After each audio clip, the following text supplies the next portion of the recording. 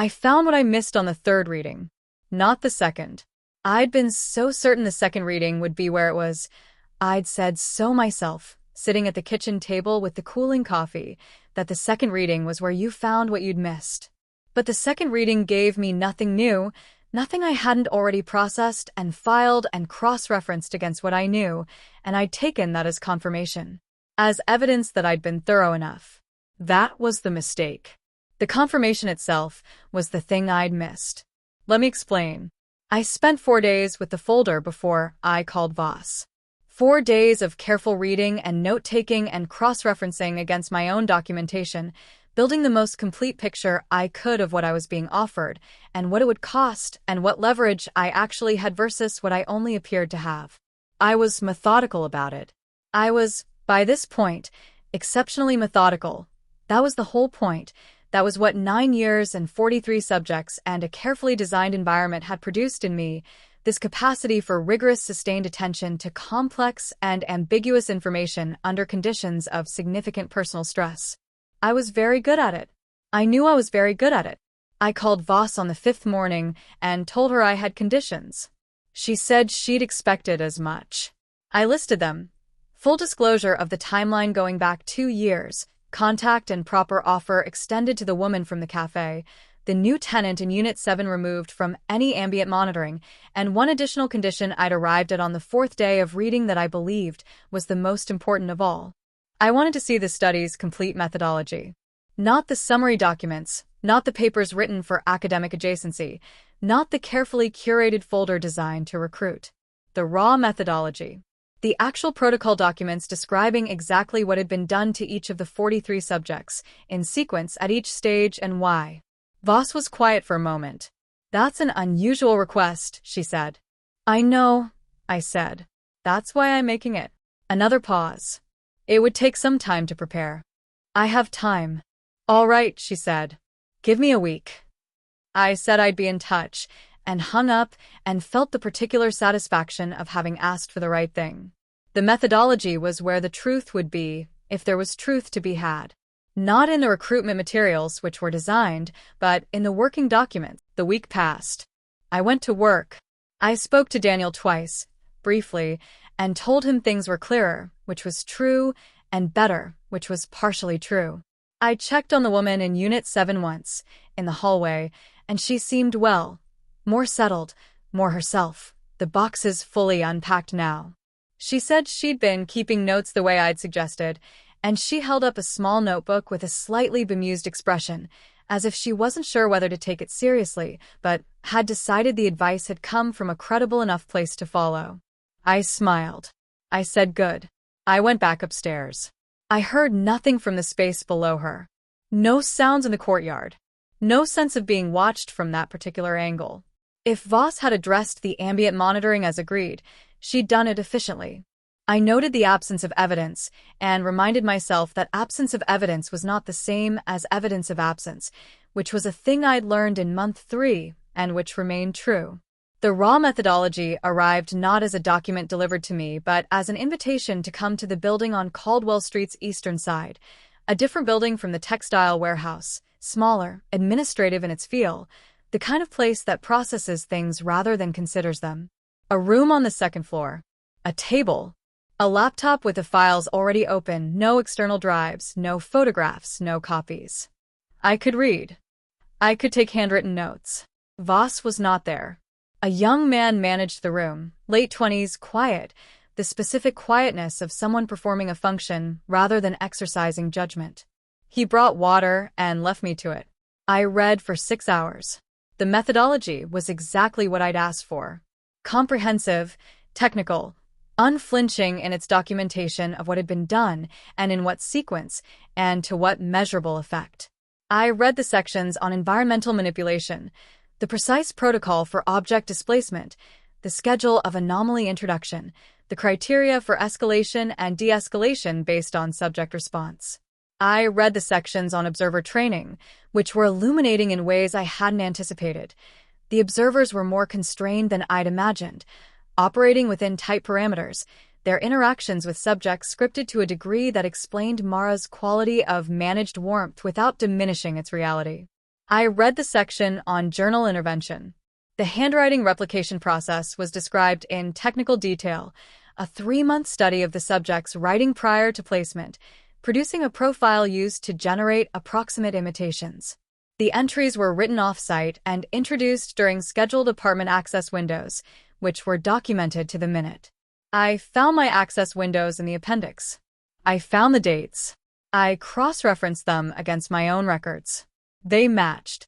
Every gap, every missing Wednesday and absent Monday, corresponded to an access window of 40 to 90 minutes during which I checked the corresponding column, at work, or at a scheduled appointment, or once, on a Sunday in June at the grocery store for exactly 43 minutes. They knew where I was because they knew my schedule.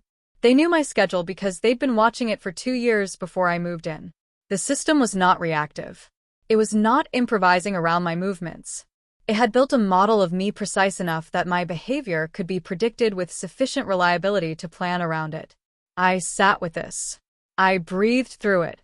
I turned to the section on subject assessment and found myself described across 11 months of observation, not just the 8 months I'd known about, but the prior 3, the assessment phase before Mara's placement, when someone else had been watching from a different angle with different tools in the shared house.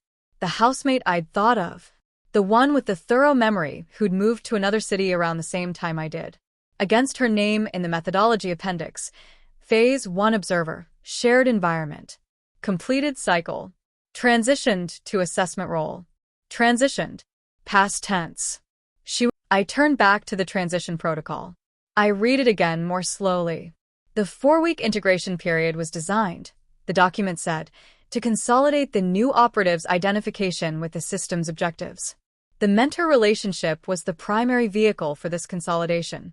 It worked, the document noted, with its characteristic clinical evenness, because the new operative already trusted the assessment process on an intellectual level, having survived and documented it. The mentor's role was to convert that intellectual understanding into something more complete, more embodied. The word the document used was settled. I put the pen down. I sat very still in the quiet administrative room with the water I hadn't touched, and the young man somewhere outside the door, and the laptop screen in front of me. Settled. The same word from Mara's journal entry. Settled well. I'd read it as an observation about my adaptation to the apartment, to the environment. I'd filed it correctly, I'd thought. Evidence of the study's clinical language, its assessment terminology. But it was also a goal. Not a description of where I'd arrived, but a description of where they were taking me. The full phrase from the journal, which I now reconstructed from memory, settled well, requires monitoring. The monitoring was not because settling was incomplete. The monitoring was the mechanism by which settling was achieved. You watched a person until they stopped fighting the frame. Until the frame became invisible to them because they'd incorporated it. Until what had been imposed from outside became indistinguishable from what was genuinely theirs. Until they were ready to impose it on someone else. I thought about the 43 subjects, the list of names and outcomes. The ones who'd declined, who'd withdrawn, who'd been filed as incomplete. And the ones who hadn't. Who'd read the folder and attended the disclosure meeting and sat in the administrative room with the methodology documents and the water they hadn't touched, and arrived at the recognition and felt the anger and felt the cold. And then what? Made peace with it. Transitioned. Became part of the pipeline. And then watched someone else move into the unit below a subject they'd been assigned to observe and brought them a plant and developed the careful warmth of a person doing a function that was also, genuinely, something they felt. Because the responses are always real. Voss had said it and meant it as reassurance. I understood now it was something else. It was the mechanism. You couldn't fake the warmth effectively enough for the study to work. So you didn't fake it. You cultivated it.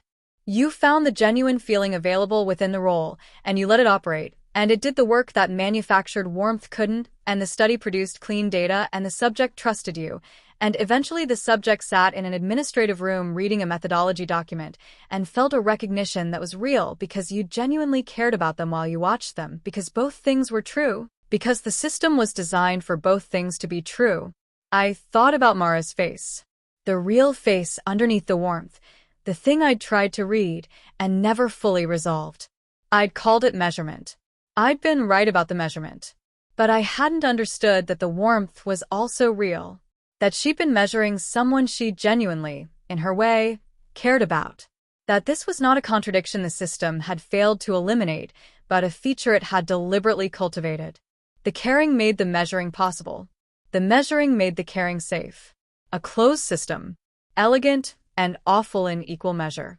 And I had been inside it, and now I was being offered a place in it, and the offering was structured so that the qualities which made me resist the offering were the same qualities that made me valuable to it, so that resistance and capitulation were both, in different ways, confirmations of my suitability. And the only move that would have genuinely disrupted the process was a move I was no longer capable of making because the process had spent 2 years making me incapable of it. I could have walked away before I knew. Before the plant moved, before the journal entries, before I'd built the picture. The person I'd been in March, sitting on the window seat with wine, could have walked away from all of this because she didn't know it existed. But that person was gone. The process had replaced her with someone who knew, and knowing was the point of no return, because you couldn't unknow it, and knowing it without doing something with it was a form of dissolution the new version of me was constitutionally incapable of accepting. And doing something with it meant either fighting it, which required resources and alliances and a public platform I didn't have, and which the system had presumably accounted for, given 9 years of operational security, or joining it. The door was locked from both sides. The system had built the lock and handed me the key and called it an offer. I sat at the table for a long time. The young man knocked eventually and asked if I needed anything. I said no. He went away. I closed the laptop. I looked at my notes. 12 pages of handwritten documentation, careful and precise and thorough, the work of someone with exceptional perceptual flexibility and adaptive resilience, and all the other qualities the study had identified and cultivated, and was now prepared to deploy. I thought about the woman from the cafe. I'd told her not to let them set the terms. I'd told her to bring conditions, put them in writing. Good advice. Strategic advice. Advice that presumed the negotiation was real, that the table was level, that the conditions would mean something once you were inside. I thought about calling her, about saying, "Don't come in. Don't read the folder. Walk away while walking away is still something you can do." But she already had the folder. Voss had contacted her, as I'd asked, as I'd negotiated. I'd delivered her to the disclosure meeting as cleanly as if I'd been assigned to do it. I hadn't been assigned to do it. I'd done it freely, from the genuine desire to make sure she was treated fairly, from the real feeling of solidarity with another person who'd been put through something without consent. Real responses. Inside an engineered frame. I put the notebook in my bag. I stood up. I walked home through the afternoon city, a different route than usual, and then the same route as usual, and then stopped in the middle of a bridge over the railway, and looked down at the tracks, and thought about the woman in Unit 7. Her notebook. The way she'd held it up with the slightly bemused expression of someone taking advice on faith. I thought about what was above her. Me. And what would be below me if I said yes, a new observer, presumably placed in the ground floor unit. Someone watching me watch her.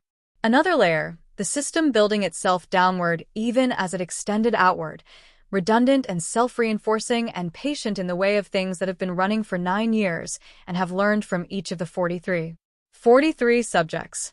I did not know how many had said yes. The list hadn't specified, or I hadn't found where it specified, or I stopped. Or it hadn't specified because the number who said yes was not a data point the system wanted its recruits to know. Because if the number was very high, it would reveal that the resistance I felt and the conditions I'd set and the sense of having negotiated something had all been anticipated and accommodated within an outcome that was, for most people, nearly inevitable. And if the number was very low, it would reveal something else, something about what happened to the ones who didn't, and neither of those things was information a recruitment document would include. I stood on the bridge for a long time. A train passed below, direct and purposeful, going somewhere specific at speed. I kept walking. When I got home, the apartment was as I'd left it. The notebook on the table. The plant on the windowsill. The afternoon light coming through the kitchen window at the angle I'd been waking to for 8 months, so familiar now that I'd stopped seeing it, which was perhaps the most honest measure of what had happened to me. I sat at the kitchen table. I opened the original notebook, The one with the exchange of handwritings, the history of a conversation between me and the thing that had made me. I turned to the last page. My words, still there, I'll be in touch. Underneath them, nothing. The space I'd left for my own response. I picked up the pen. I thought about writing no. I thought about what no meant in this architecture, whether it was a door or just a wall, whether the system had a protocol for no the same way it had a protocol for everything else, whether no was another data point in a study that never really ended. I thought about writing nothing at all. Closing the notebook and putting it somewhere the access windows couldn't reach it, taking the secondary phone and the documentation and going somewhere, doing something with it, a journalist, a lawyer, someone with the platform and the standing to make it mean something beyond my kitchen table. I sat with this for a long time. I turned it over with the rigorous attention I'd been trained to bring to things. And I found, underneath the thought of fighting it, the clean, cold fact that I didn't know how. I had 12 pages of notes and a folder I couldn't copy, and 2 phones and the word of a woman from a cafe who is probably, right now, sitting in an administrative room on the second floor of a building, reading a methodology document, feeling a recognition that was real and devastating and already, from the system's perspective, the beginning of a conclusion. I thought about writing nothing at all. Closing the notebook and putting it somewhere the access windows couldn't reach it, taking the secondary phone and the documentation and going somewhere, doing something with it, a journalist, a lawyer, someone with the platform and the standing to make it mean something beyond my kitchen table. I sat with this for a long time. I turned it over with the rigorous attention I'd been trained to bring to things. And I found, underneath the thought of fighting it, the clean, cold fact that I didn't know how. I had 12 pages of notes and a folder I couldn't copy and 2 phones and the word of a woman from a cafe who is probably, right now, sitting in an administrative room on the second floor of a building, reading a methodology document, feeling a recognition that was real and devastating and already, from the system's perspective, the beginning of a conclusion. I had no proof that would hold without the documents. I had no documents I could take.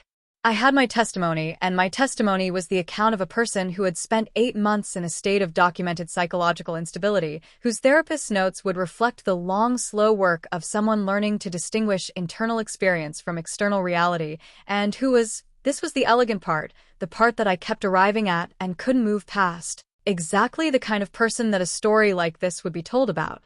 The paranoid tenant. The unreliable narrator.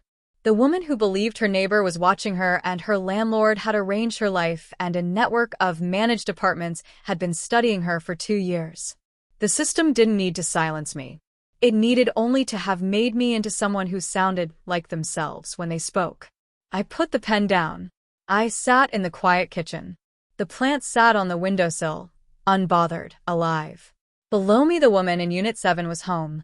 I could feel the building's changed quality, the occupied weight of it, and she was keeping notes in her small notebook and trusting her instincts the way I'd told her to, paying careful attention to a situation whose true dimensions I'd declined to share with her, because sharing them would have required me to explain what I'd done with what I knew, and I didn't yet know what I'd done with what I knew.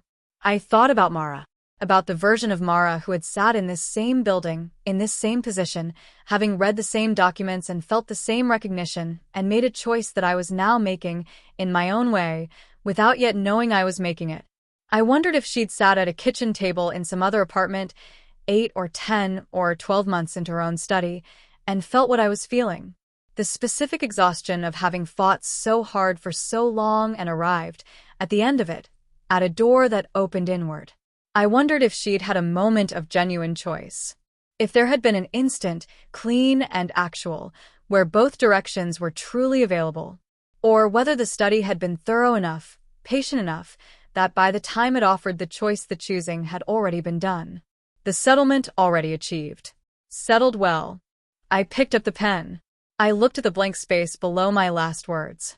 I thought about the woman who'd unpacked her books first, who'd noted the quality of light, who'd sat on the window seat in March with wine, and thought this is exactly what I needed and had been right, in a way, in the way that made it worse rather than better. I wrote one word.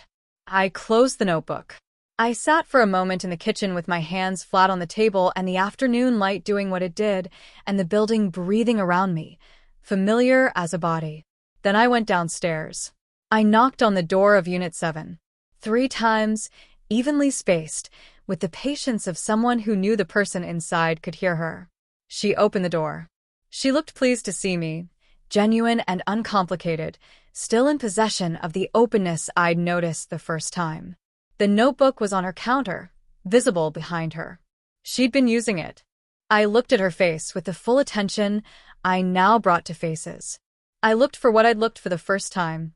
The watchfulness beneath warmth, the quality of measurement, the thing that would tell me she was something other than she seemed. I found nothing. She was exactly what she appeared to be. I thought, for now. Do you have a minute? I said. She said of course and stepped back, and I went inside. I sat at her kitchen table. Mara's kitchen table, the one I'd sat at drinking wine and talking about books in what now felt like an archaeological era of my own life. And I put my hands in front of me and I looked at her, and I said, I want to tell you something. All of it. From the beginning. She sat down across from me. She had the quality of a person who has been waiting, without knowing it, for someone to say exactly this. Okay, she said. I opened my mouth. And I noticed as I did, the plant on her windowsill. Small, green, trailing. A pot hose. I hadn't given it to her. I was certain I hadn't given it to her. I'd left it in my apartment, on my windowsill, this morning. But there it was. I looked at it for a moment. Then I looked at her. She was watching me with the open, waiting expression of someone ready to listen. Where did you get the plant? I said. She looked at it. The landlord, she said. He left it outside my door a few days ago. A welcome gift, I think. She smiled. Sweet, isn't it? I looked at the plant. I looked at her face. I felt the room's quality shift around me, the air pressure changing in the way I knew, the breath held and released. Sweet. That was the word Mara had used, when she'd handed me mine. Standing in the hallway, the plant in both hands, because they're hard to kill. I sat very still. I thought about the word I'd written in the notebook.